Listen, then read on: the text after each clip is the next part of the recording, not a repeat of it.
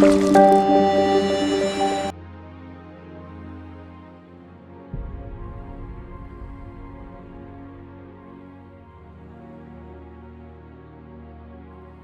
is Naija Unfiltered on SYMFONI TV.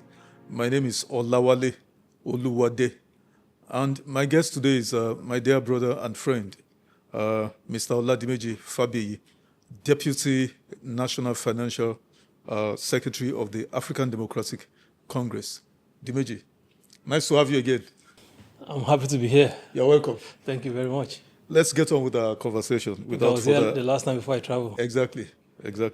So without further ado, let's begin with the recent back and forth brickbat between former President Olusegun Obasanjo and your principal, former VP Atiku Abubakar. These two gentlemen seem to they seem not to get over each other. But here's the issue: Ogun State, former governor of Ogun State, Aremo Olusegun Oshoba, published an article titled "How Obasanjo Deceived Us in 2003."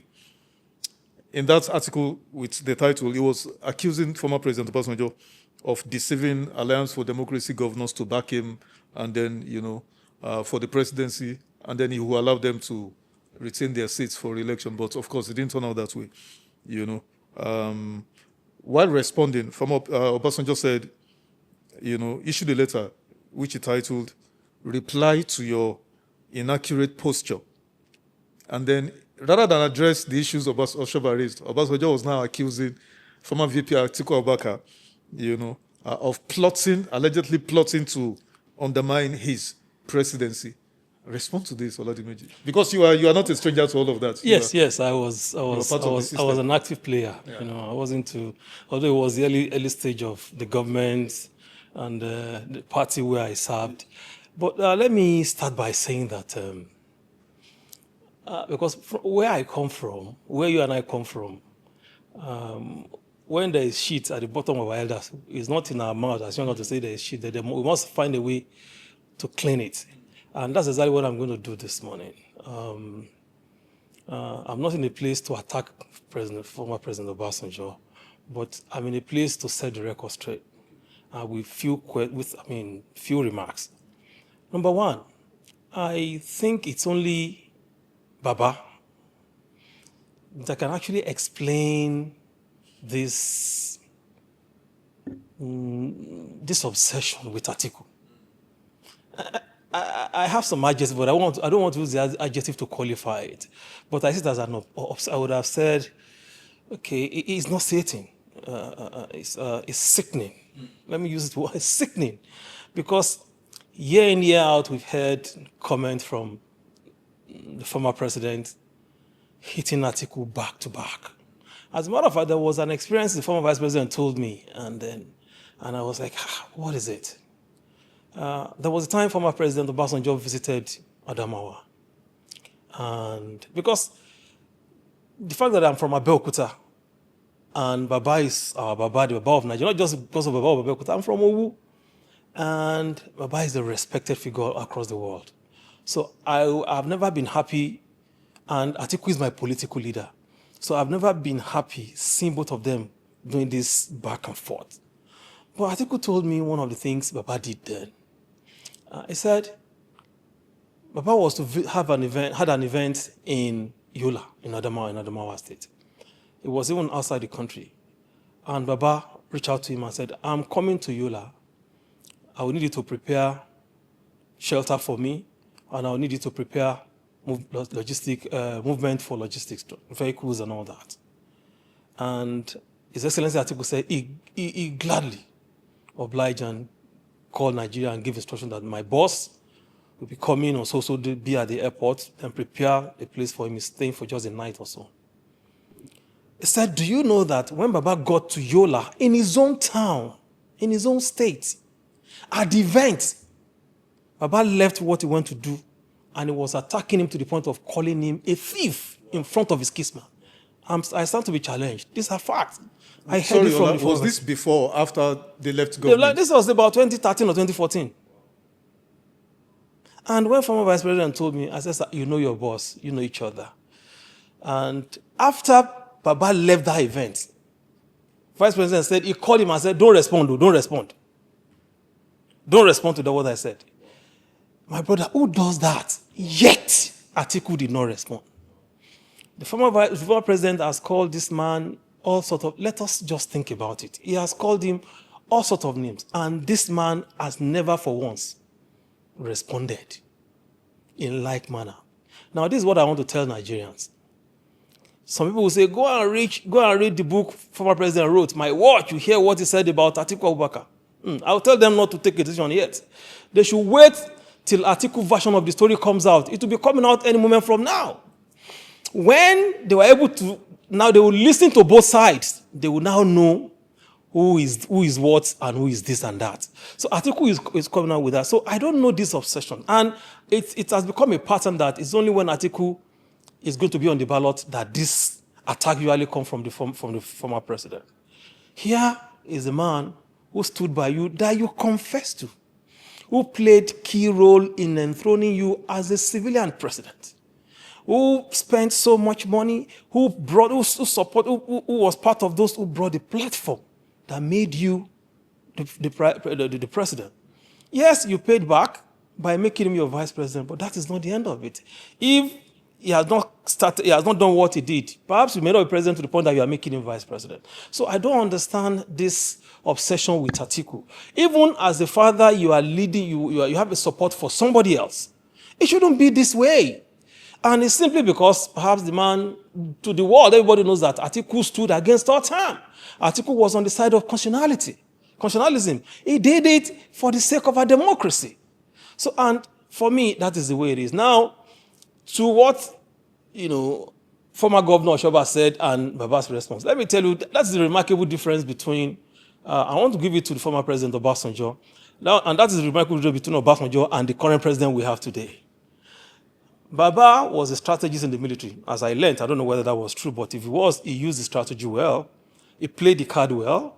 If he said deceit, I don't think it's deceit. I think it's because Baba played his card very well by playing around them and got what he wanted.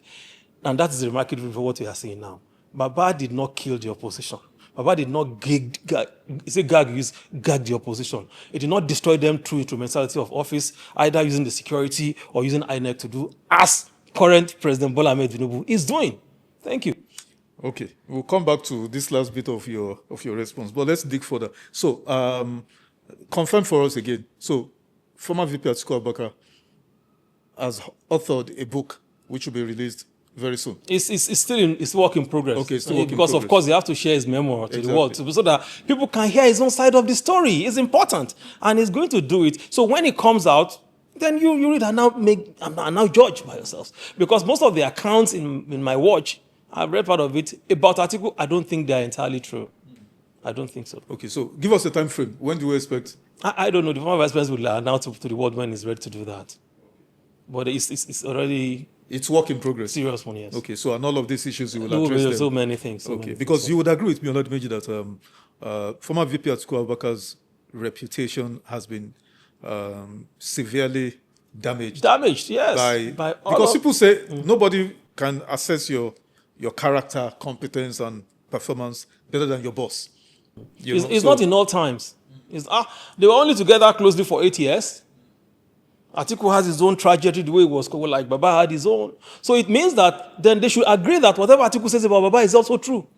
So then should not wait for Atiku to say his own. Then you now judge. If they agree that nobody can know him, then it's equal. The subordinates, nobody can know boss more than the subordinate. Atiku will come with his own version of the story. So when it comes out, then I agree with you entirely. That is it. In management, and I've been privileged to have worked at top management, in a publicly quoted company. So I know there's what we call 360 performance evaluation. So the boss assesses, the staff also assesses the boss. You give it to Baba has never said Atiku was not a good, didn't perform as a VP.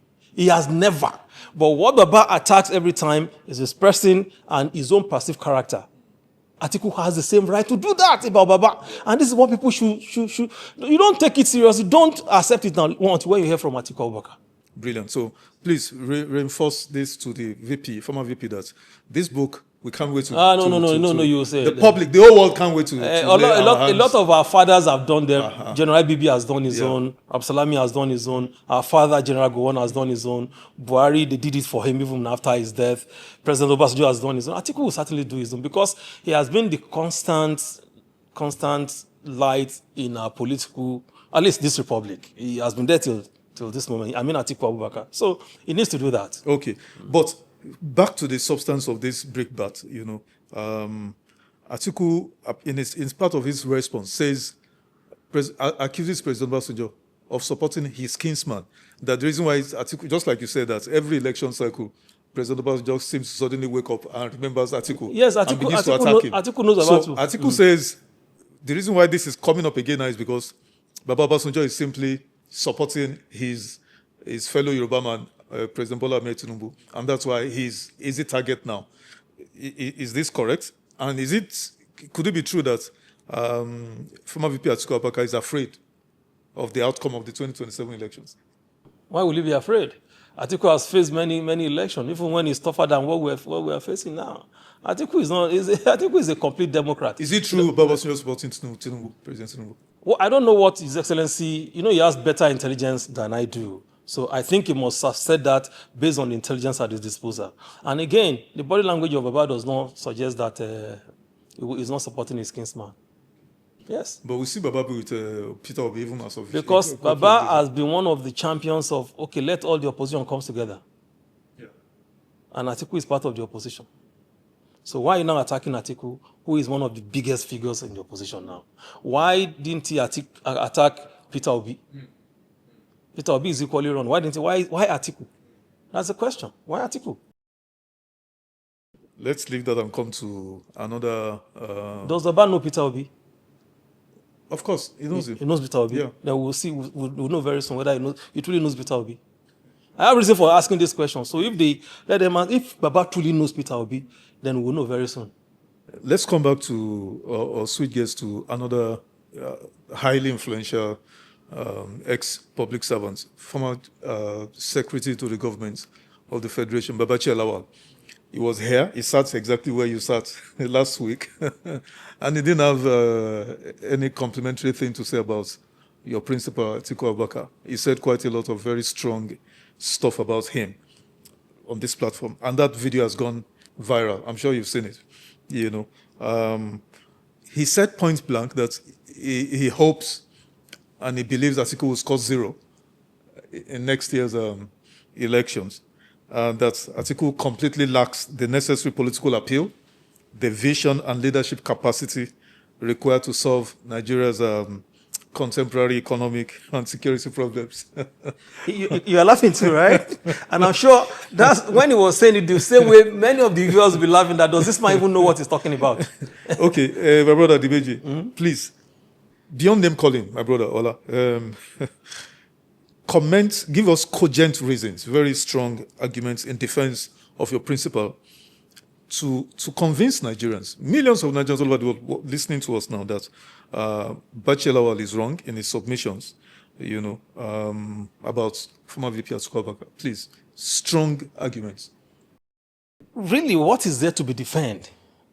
I'm telling you, but for sake of emphasis, let's just do, because I wouldn't love to even glorify Babachir with any answer, because he doesn't deserve one. It is clear that Babachir is so envious of Atiku Abubakar. Everything you saw him said are not based on facts.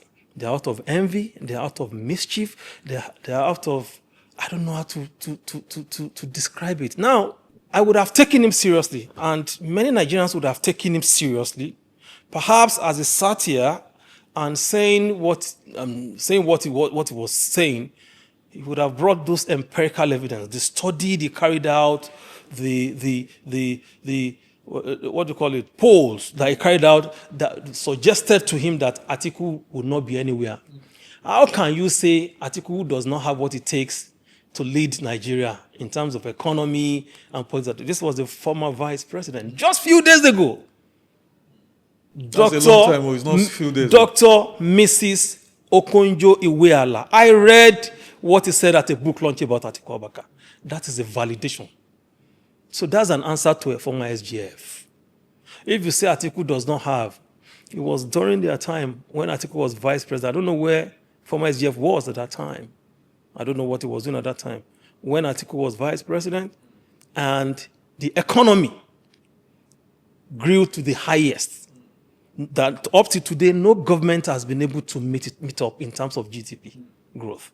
So for me, whatever argument Babachir has brought, fall flat on his face. So how can you say Atiku was cause? He said he prayed anyway.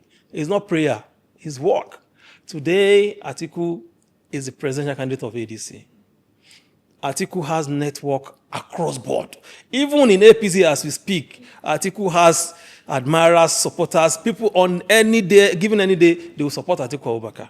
So I don't know when former SGF came to my state, for instance, and did his analysis that says Atiku will get 0. Me, I'll vote for Atiku Abubakar. Did Atiku get 0?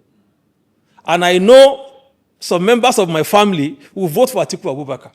So how can you say it's out of mischief and it's fallacious? And these are the kind of fallacious, those people like that peddle around. Atiku defeated you roundly in Adamawa State.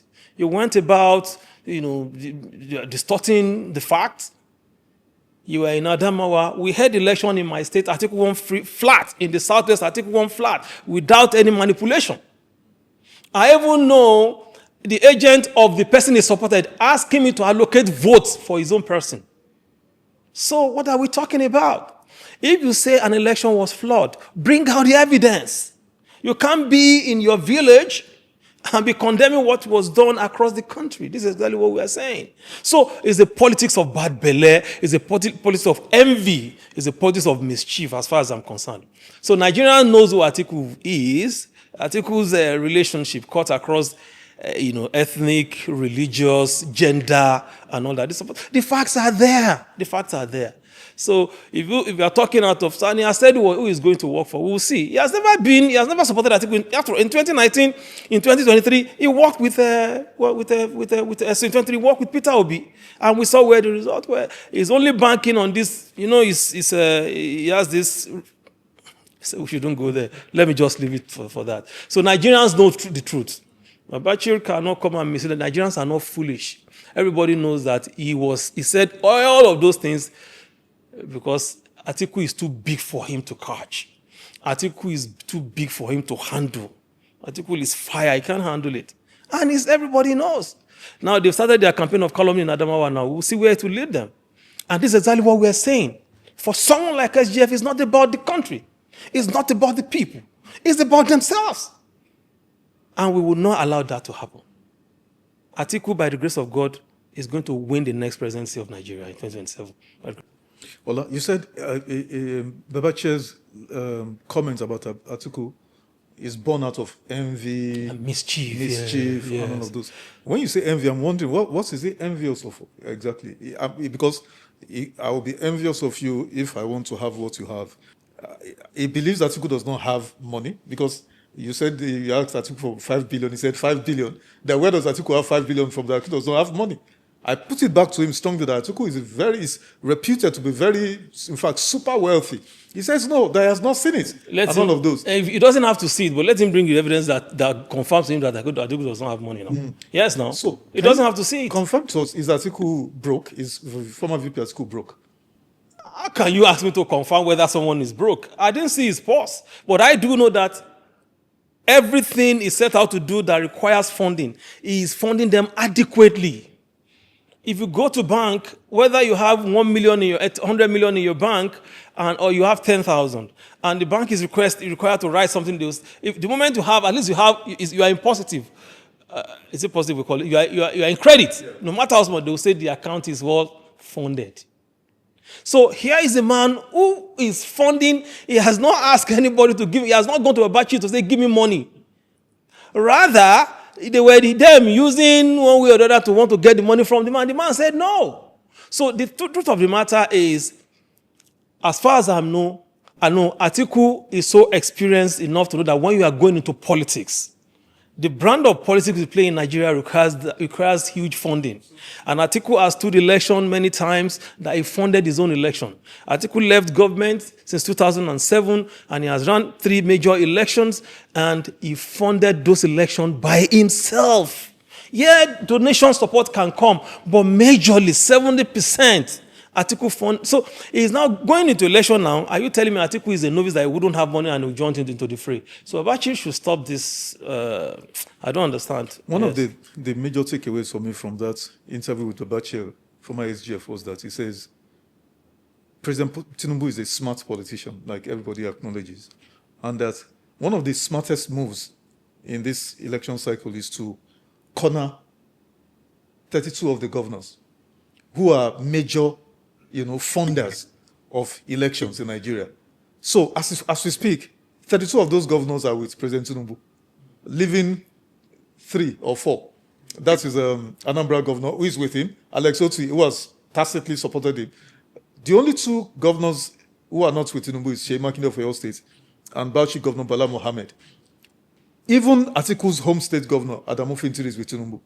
Where is VP Atiku going to get support for his presidential campaign? From Nigerians, not from the governors. How? Nigerians are going to vote. Nigerians know who they want. No, funding. I mean funding, in terms of funding. Funding, leave the funding to Atiku now, who is running an election. Why do you have to be bothered about that? No, why is Babachir bothered about funding? Tinubu should carry the entire treasury of Nigeria and put in the election. Is he going to lose? There are things that money cannot buy. Don't you know that? Nigerians are suffering. And I've said it, I don't know whether here. I am shocked at the northern governors or the so-called northern leaders. Every day, your people are being killed. And you have a president who is supposed to secure you people. He couldn't secure you. But because you care less about the people you lead, you only care about the position you occupied, then you are praising that man who could not secure your people. You are rushing there to say he has done best for the country. It is sad, the kind of set of leaders we see in Nigeria today. The northern governors, with all due respect, are shameless. They're shameless. Is that not too strong? With all due respect, they are. That's the way I see it. It's my opinion. I didn't say I'm going to kill them, because if they are not, you will not take that kind of position. So let Mr. President unleash the treasury of Nigeria for the 2027 election. He will still lose because the people are not happy with him. People must be happy with you. People are not happy with him. Where is our economy today? These guys came out from day one. I'm going to remove subsidy. When subsidy is removed, economy will be stable. When we increase taxes, economy will be stable. When we increase tariffs, economy will be stable. When we unify our FX, economy will be stable. Has the economy been stable? These are the valid questions we'll be asking. Now, all the monies that you'd have used to provide the goods for the people, we don't know where they are going. Look at NMPC 2024 audited account, 7.1 trillion naira for pipeline protection. Another version for subsidy. Where has those things led us? 210 billion on overlapping, duplicated provisions in the budget. Look at what they've turned our budget into. Then how do you provide good for the people when this is your trajectory?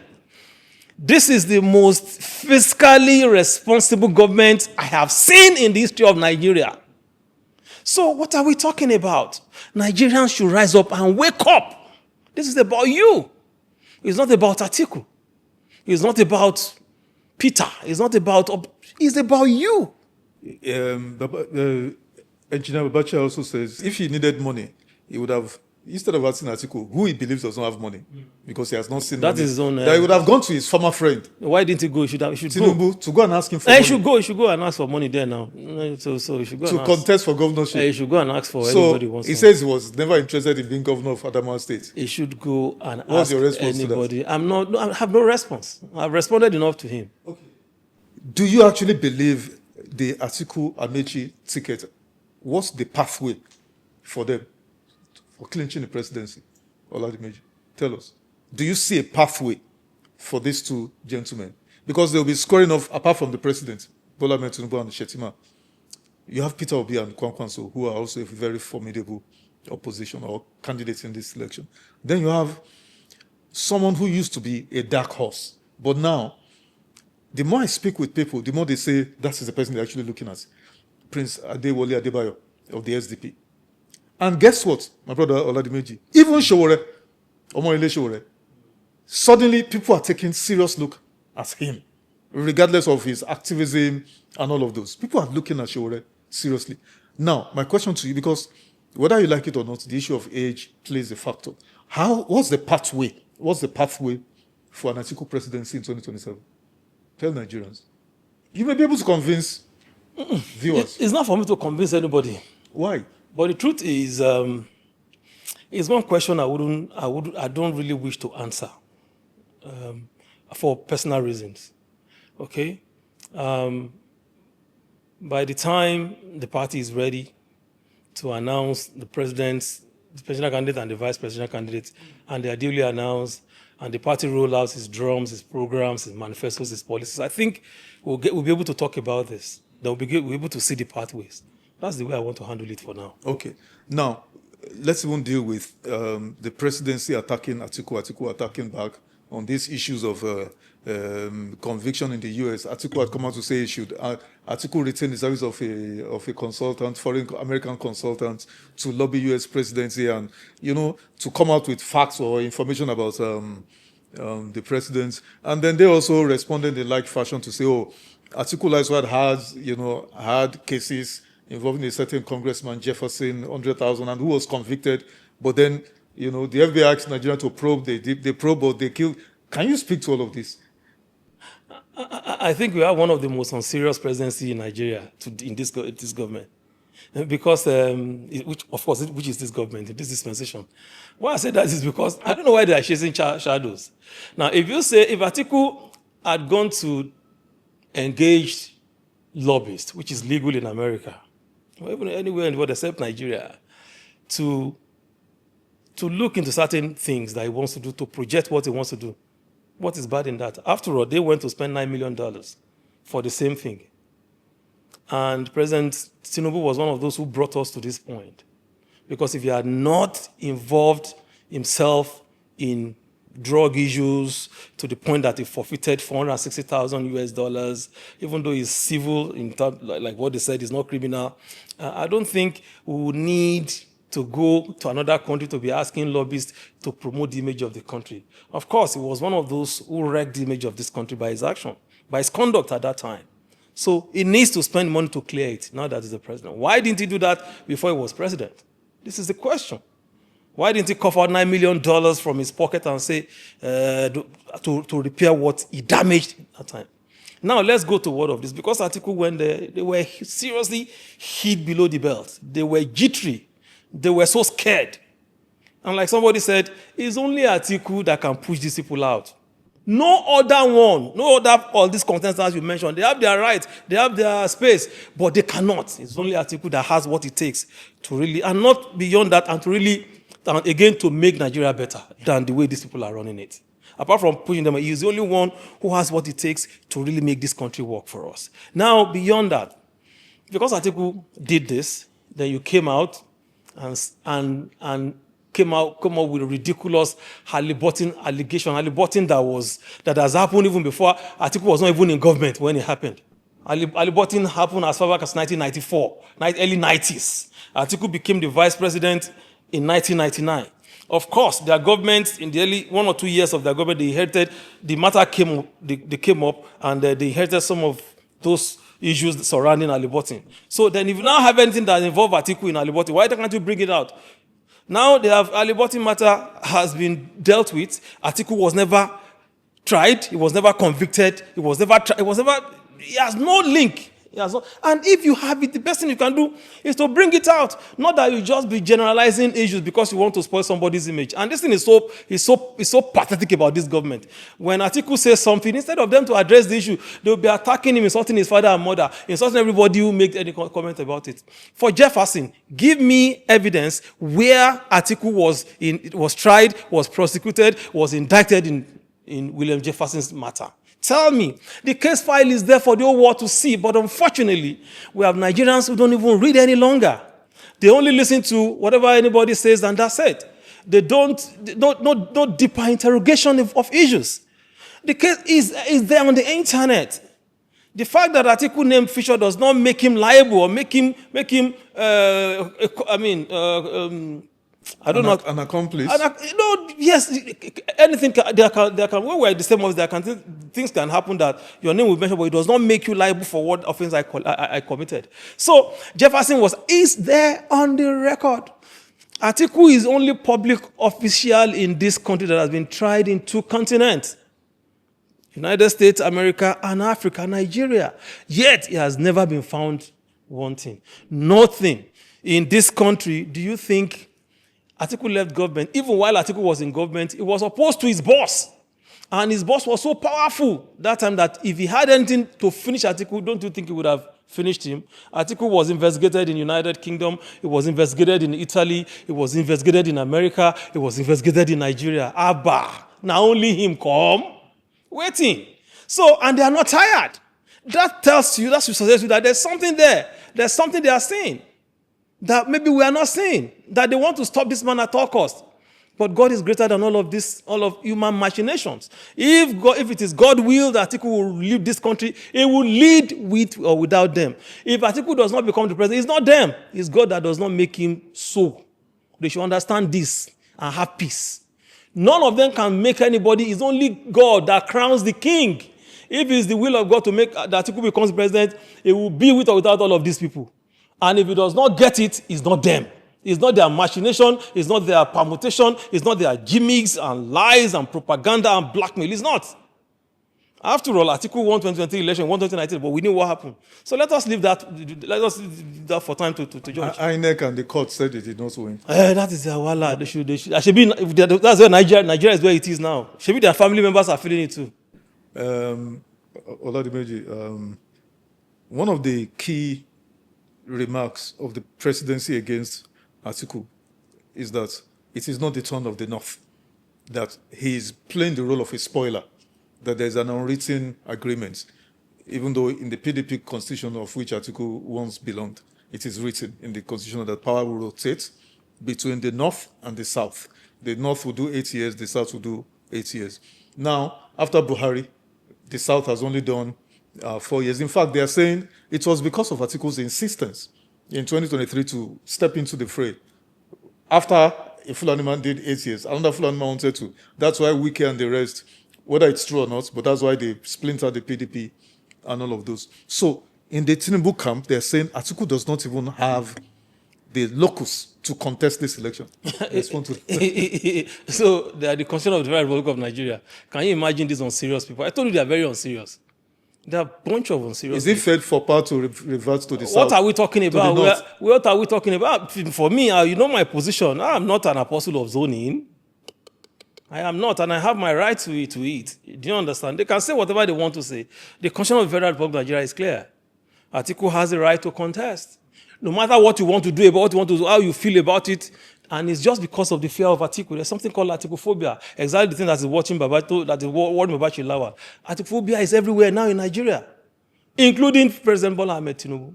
Atiku is never afraid of all of these people because they know each other. And he's going to run. The constitution guarantees that he runs.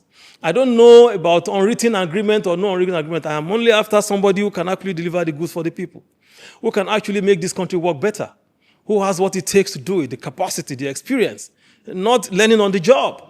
I was listening to one of these obedient and talking about Atiku in one of your sisters' this thing and saying he will not support Atiku for 10 reasons, but he was going to mention 3. The first thing he mentioned was age. And I started laughing. Is this guy serious? Is this serious at all? Age, this modern, And I asked them, in the hierarchy of leadership, where does age come in? In fact, experience comes with age comes with experience. And that's the kind of person we need now. The man who is a talent hunter. It doesn't have to be, after all, we've seen some youths who were on the position of leadership that messed the entire thing up. Without mentioning them, we know them. So who told you that that is what will bring about good governance? Who told you that that's what will bring about excellent performance in government and leadership? No, there's no guarantee. So what we need is to focus on who will do it, who will get it right, who will do it better. Today, I don't know the real age of Mr. President, but what is he doing now? Then his performance has defeated the issue of this zoning to the south. We have a southerner now. Where are we now? A southerner who has not performed. Where are we now? Where are we? They should tell us. So for me, it's not about zoning. It's not. It's about who can actually deliver the goods for the people. And that's where Atiku comes in. It comes with experience. It comes with capacity. It comes with vision. All of these people that have been contesting for presidency in Nigeria today, none of them has ever developed their policy document like Atiku. None of them has ever presented it to Nigerians. President Bola Ahmed Tinubu did not present one, and that was the reason he ran away from presidential debate. And he's going to do the same thing now. And as a result, because they don't even want him to be part of it, it's why they want to kill up so that he will be the only one who will be on the ballot. These are the reasons they are doing all of these things. Okay. Two more on this issue, back and forth between the presidency and VP Atiku. Now, the president himself now has been taking shots at former VP Atiku Abubakar. One time in about a month or a month and a half ago, he said Atiku, he didn't mention his name, he said one of them in the opposition presided over the privatization of state assets. Ajakuta Steel, Delta Steel Company, and all of those. And that none of those have worked. That those are the things he's trying to rebuild. So is it true that Atiku presided over the sale of state entities to himself or his cronies? Is it? He's the president. He has all the intelligence in this world. Why didn't he bring it out? The one Atiku gave to himself. He's there now. When he leaves, he will see all the rot. The truth of the matter is that if I give you a job, do you expect me to do the job for you? Atiku was the chairman of Council of Privatization, NCPC. And Mr. President is just playing to the gallery because he knows all of this. He's there now. He knows how it is. His chief of staff was mentioned in a scandal, PFIC. His chief of staff was mentioned. Mr. President came out. I was disappointed that everything stops on my table. So everything can stop on his table now when his chief was involved in a scandal, whether rightly or wrongly. In a sane society, his chief of staff should have resigned or he asked him to step aside. But he didn't do that. But it's sweet now to now say that Atiku presided over privatization and a lot of things went wrong. Everything stops on Mr. President's table, not on Atiku's table. Every approval to everything they did stopped with Mr. President.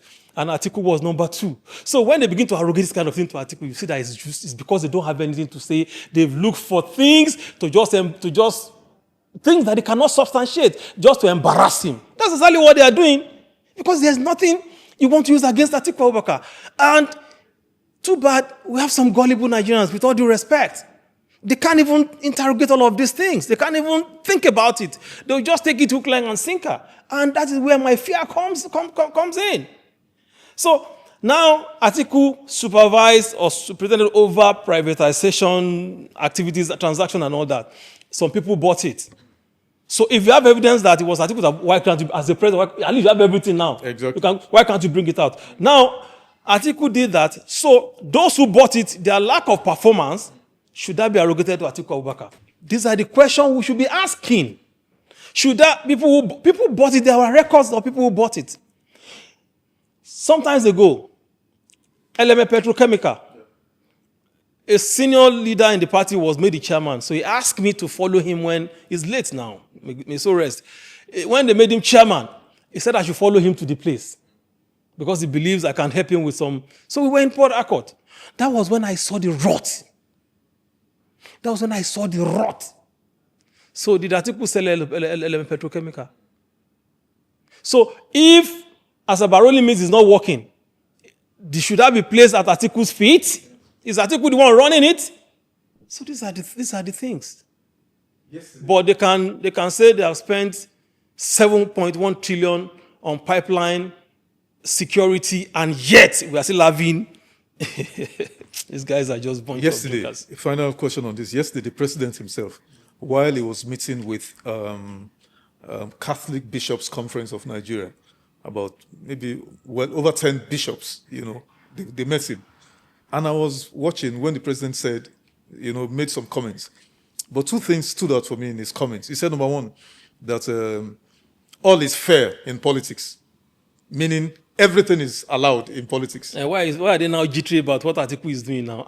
These guys can contradict themselves. Why are they jittering? When it suits them, it's good. When it's not, it's against them, then it's bad. So why are you not complaining that Atiku is doing what to get what he wants? You didn't even let me finish, because when he said I'm when he said all is fair in politics, I'm actually worried, and people have listened to are worried also, because what it meant was that destabilizing opposition political parties, ADC for instance, the Court of Appeal just let you off the hangsman's nose, because of the registration of the trial court, but the Court of Appeal just gave you some leeway now. And then, of course, what's been going on with the other parties, SDP, PDP, and the rest of them. So, because what it meant was that the president is saying, everything is okay. We can play dirty, we can play rough, and all of those. Then he also said, secondly, that INEC is very independent. INEC is not intimidating anybody. INEC is free. All of us know that a lot of people have been talking about the question of INEC. This thing, as long as the president is in charge, you can't really get anything out of INEC. Unfortunately, the new man they brought, I don't know what he's thinking. I really do not envy him. Now the reputation he built before becoming INEC chairman has gone down the drain. So I don't know for him. So if president is defending INEC, you should know what is behind it now. You should know what is behind it. So we are waiting. I think Mr. President is just one man, who by the leave of Almighty God is there today as the president. But Nigerians have a duty to say we don't want you, and that is what they should activate with immediate effect, except if they believe that their life is better off now than they were 3 years ago. Let's talk about scandals now involving the presidency. You referenced one of them. How is it possible, Oladimeji? You were a part of the Obasanjo Atiku presidency in its formative years. How is it possible that a so-called ghost agency or fake agency is able to pass through various institutions? Allegedly, that you got a letter from the chief of staff to the president, and based on that letter of appointment as DG of the Presidential Foreign Investment Promotion Council, he got offices at the Federal Secretariat. He got line budget of 1.3 billion naira inserted in the budget, got budget code, Accountant General Office, got accounts opened at the Central Bank, met people at the National Assembly. My brother, budget process is meant to be thoroughly scrutinized by Ministry of Finance, the two committees of the House of National Assembly, so many institutional, guardrails. So my question, Oladimeji, how is it, enlighten the public, how is this possible that a phantom agency was set up, allegedly that this guy just is a con artist, according to Mr. Bayo Nanuga, that this man is an international 419, our local parlance, and just played on everybody? Is this possible, Dimeji? I think they should tell all these stories to the Marines, not to some of us that God has given at least some level of wisdom to be able to interrogate issues. If there's anything that this government is notorious for, is fakery, scandal, scam, corruption, the current government. These four are their trademarks. So the one you just mentioned totally falls under any of this. A government that can fake bishops to be able to convince Nigeria, is that a government? They fake bishops. Okay, you're talking of before the election, 2023. Fake. There's nothing they cannot fake. That's why I said fakery and corruption. And then I issued a statement when that thing first came. I said, there is nothing chief of staff will do that president will not be in the know. And a day after, I said, everything stops off my table. Mr. President should clarify that for us. My answer to them is this. One day will always be for the every day will always be for the thief. One day will be for the owner. It's a Yoruba adage, and I'm sure they understand. As far as I'm concerned, I'm told the National Assembly, the House of Reps is investigating it. There's an ad hoc committee, blah, blah, blah, blah, blah. I await what to be the final outcome of this. I'm told that the National Assembly requested that the young man be brought.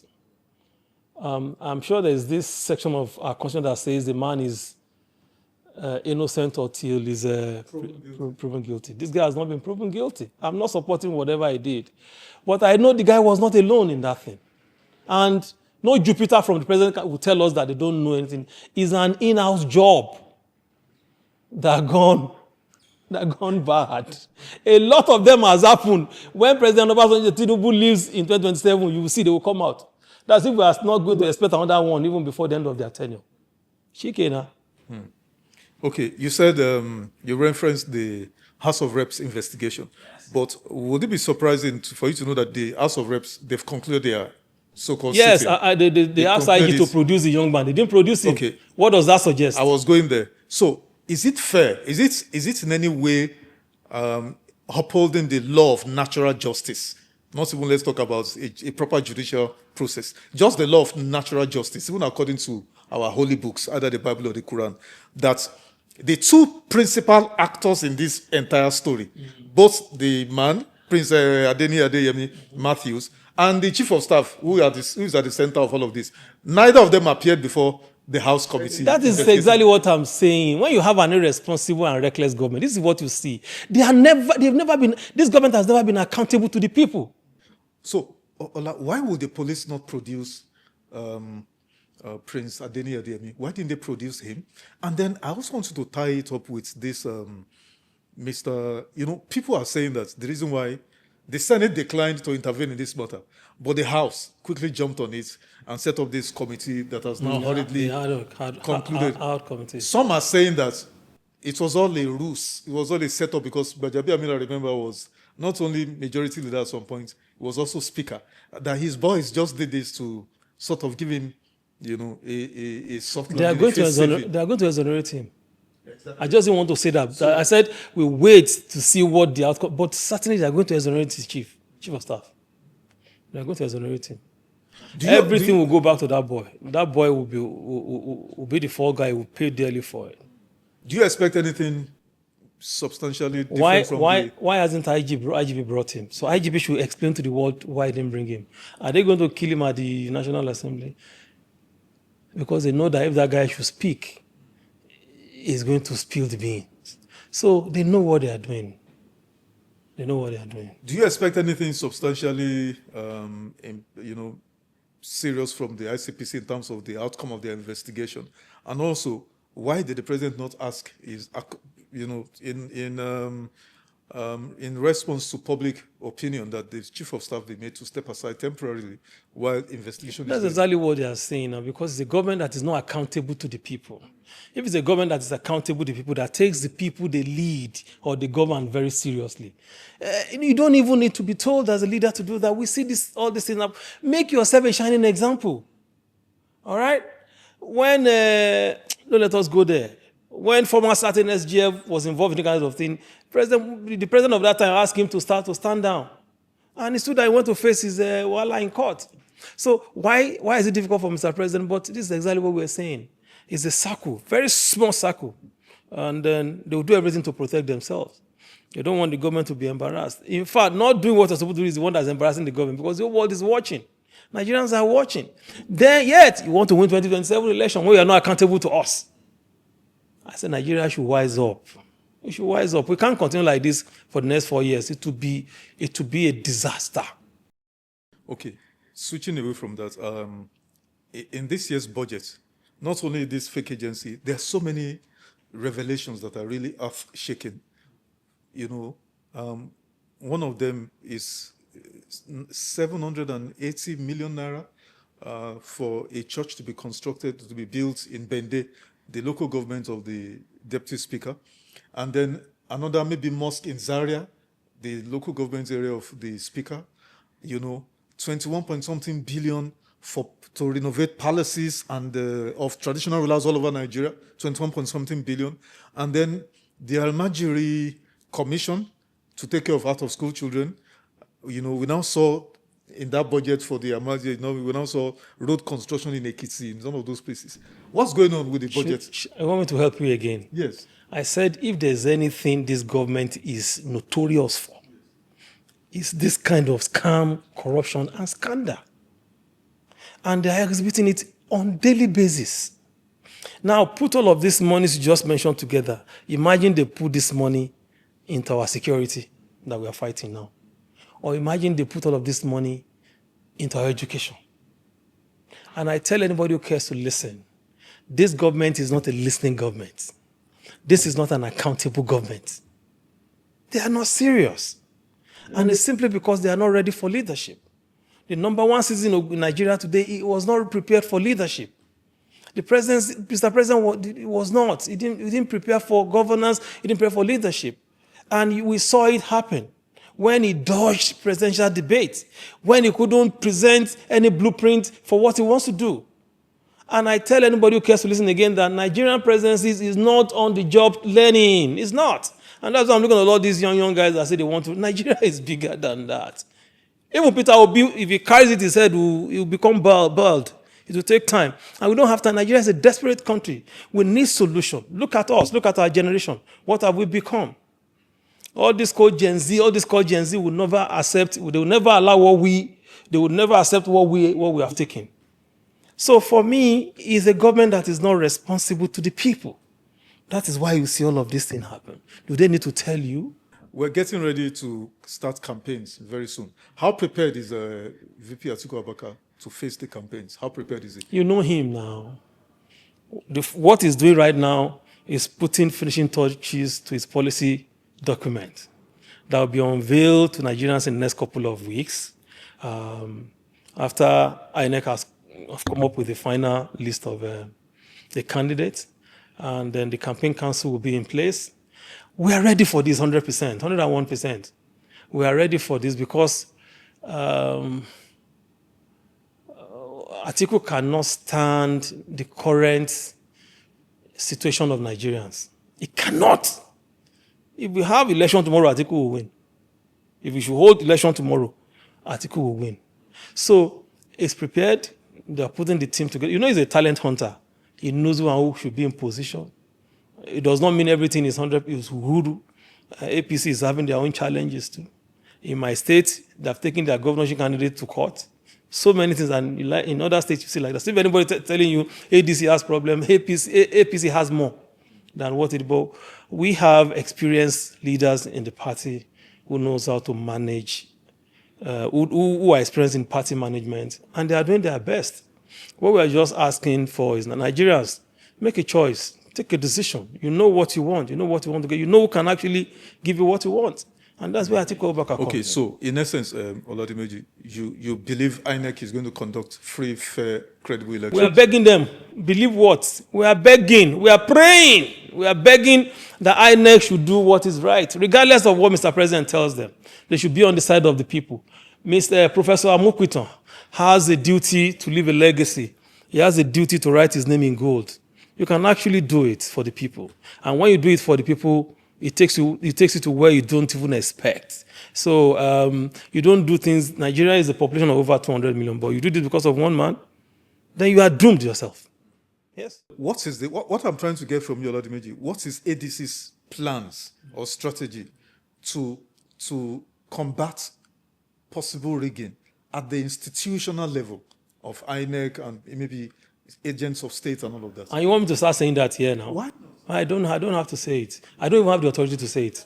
No, because I'm worried when you say I do not. INEC. No, it's the usual thing people usually. It's just the normal thing people say. When you are not sure, say, I'm begging, I'm praying that these people do it right. But we know they are not going to do anything right until you force their hands to do it. ADC is on top of the game. I won't say more than that. because we have experienced people who have passed through this thing. APC should just watch. INEC should watch too. So it's not for me to start telling you what we want to do about that here. I asked you before, let me ask you again, Dimeji. What are VP Atiku's chances next year, January, against all this formidable Very bright. opposition? Clean, bright. Give us, map the pathway. I don't have to do that. We are going into an election. No, Dimeji. You see us, I told you something. Let me tell you something. I told you here. I said, the starting point is, how do you get Nigerians to buy into what you are saying? Now, Nigerians are looking for an alternative to Tinubu's government. That is what we are focused on, as far as Nigerians are concerned. As I just told you, as far as INEC is concerned, we're on top of it. We don't have to tell anybody what we want to do. Did you hear APC talk about what they want to do? Did you hear tell you about what the instruction they give INEC at every point in time, the one they give the courts at every point in time? Do you hear them talk about? Why do you want us to talk about our own? That's exactly what I'm saying. So as far as I'm concerned, as far as I know, the first thing is, what do you want to do for the people? How do people believe in you? How do people see you as the best alternative to this? If you miss that, then you are missing every other thing. So because if Nigerians truly believe in what you are bringing and what you want to do, there's no millions of voices that can stop the call for change. INEC will be rendered powerless. We are dealing with the people. The people are our strength. We are counting on the people. So I think that's enough. Now, tell me top 3 or 4, 5 programs or policies of VP Atiku. Okay, like I told you, they are still working on it, but I know there is one on security. Atiku is huge on this security, right? Then how does he intend to again, he's huge on economy. Now, let me just give you a tidbit. Now, in the global terrorism index today, Nigeria is ranked number 4, number 5. And then how do you fight terrorism in Nigeria? The first 4 before Nigeria are all our neighbors. So how do you fight terrorism when your neighbors are almost themselves terrorists? I don't call them involved in. So yes, thank you for the words to use, because I was looking for the words to use. So the starting point is to make sure you have a clean up with all of these people. That is one.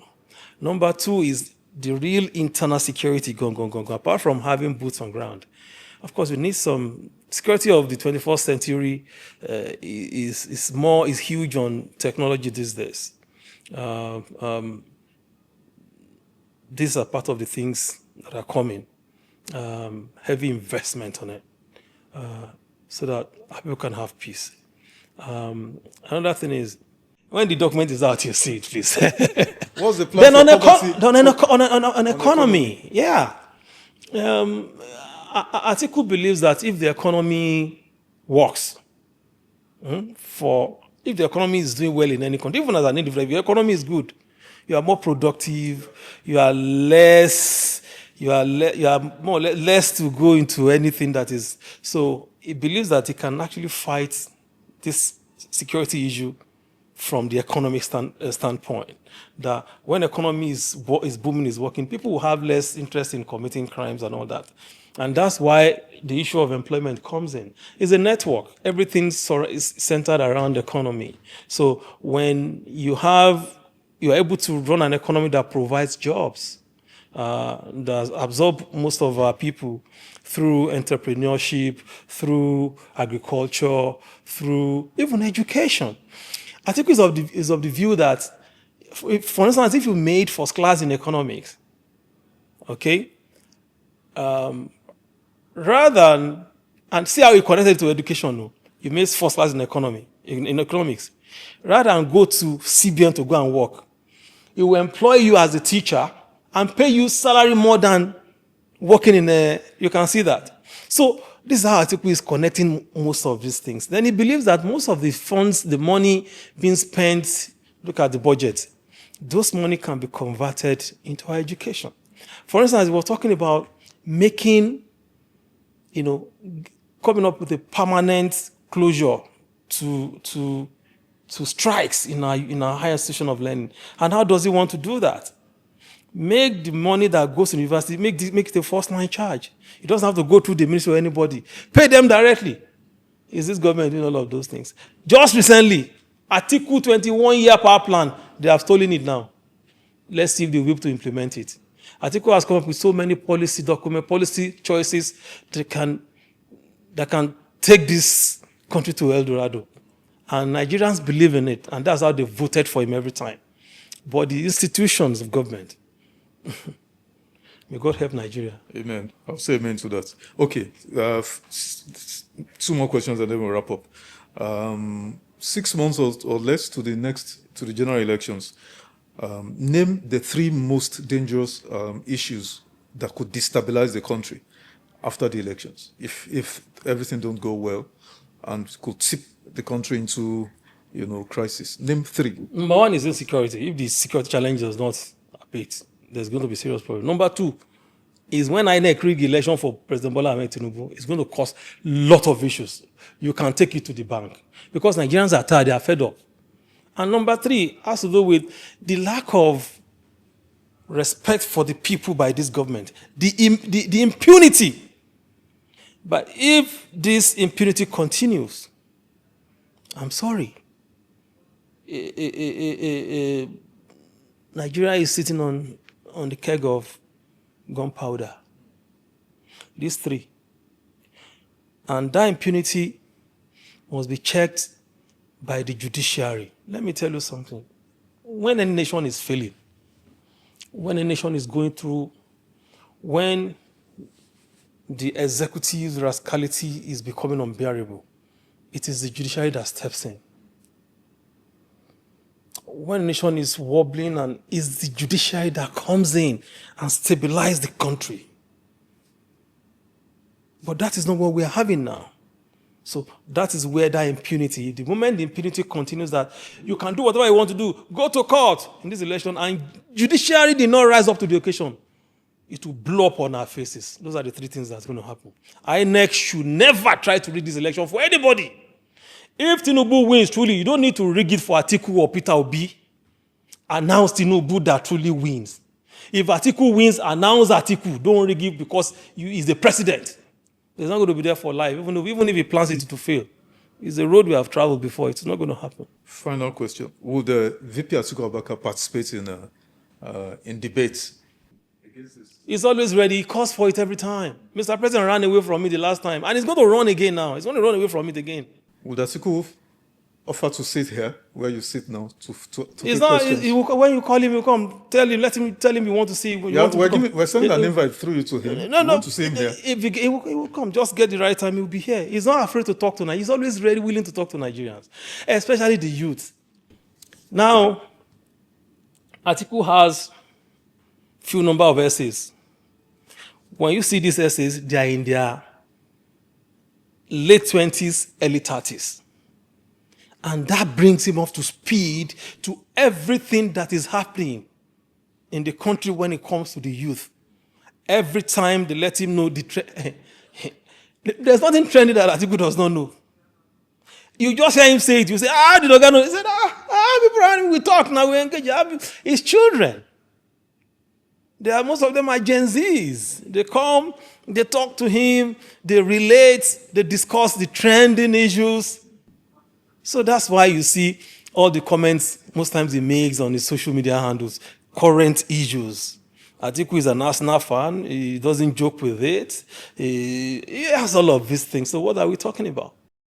Nice place to anchor. So I take your word that next time we'll see Atiku here. He'll be here if you want him to come. Fantastic.